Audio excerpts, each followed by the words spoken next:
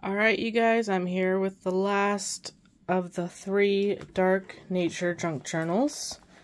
This one, as you can see, is once again a very different cover. It's also very differently shaped than the other 2. This one is really fat.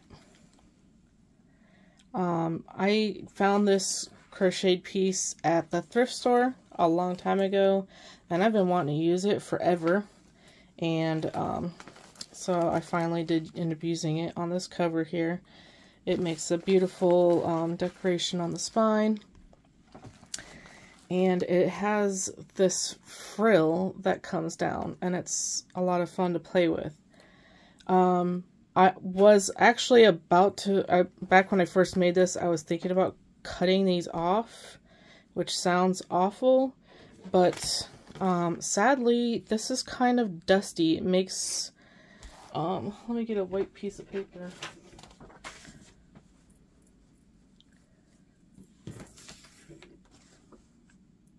So if you guys can see that, it does produce dust, and I've taken it outside and I have shaken it and shaken it and shaken it, and I got a lot of it off, but it still produces quite a bit of dust.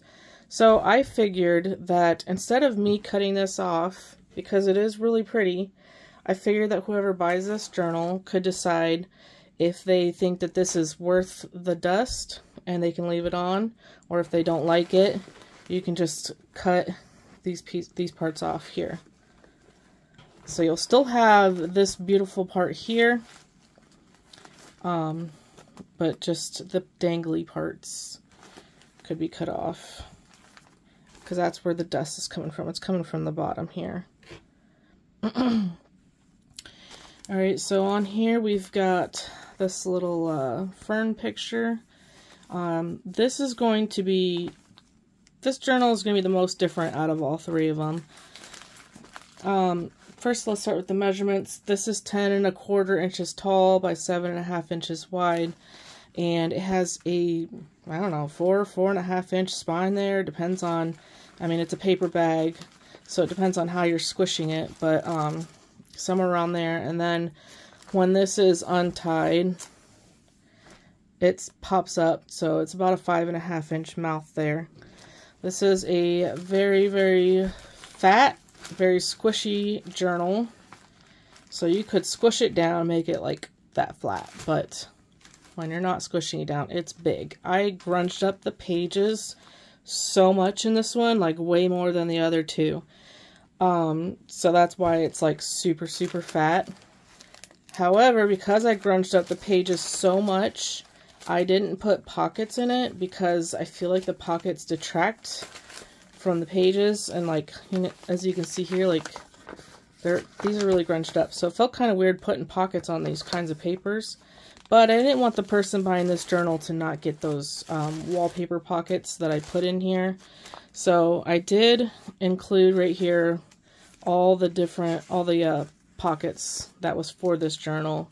So if you want, you can just put some glue on there, smack it down on a page where you actually want it to be, which is kind of cool, because then it's like you put it right where you actually need it, and maybe the pockets in those other journals I made aren't exactly where you want them. So so I am just going to include the pockets and the ephemera cards, which I do not have the ephemera cards here, but whoever buys this, you will get the ephemera that the other 2 have come with. So you're not going to be missing out on anything. Just this one gives you more customization, and it's super grungy. I mean, look at that. I love this journal.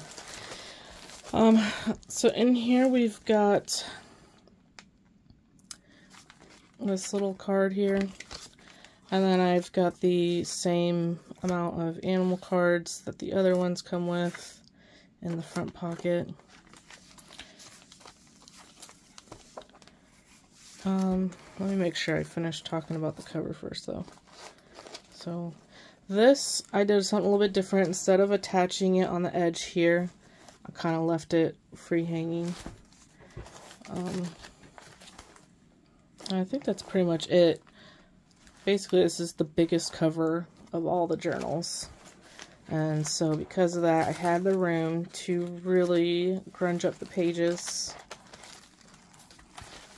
And so I'm just going to go ahead and do my flip through now. This is 416 pages, which is pretty much more or less the same amount that were in the other two.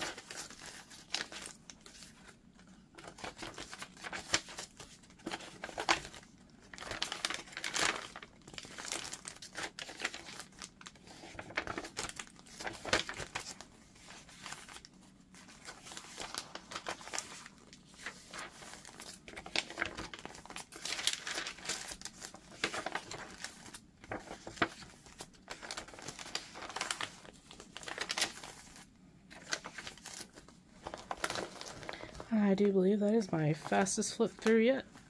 Thank you guys so much for watching. If you have any questions, put them in the comments. And I'll be listing this on Etsy. Probably be on there already by the time you see this video. Thank you guys, and have a great day.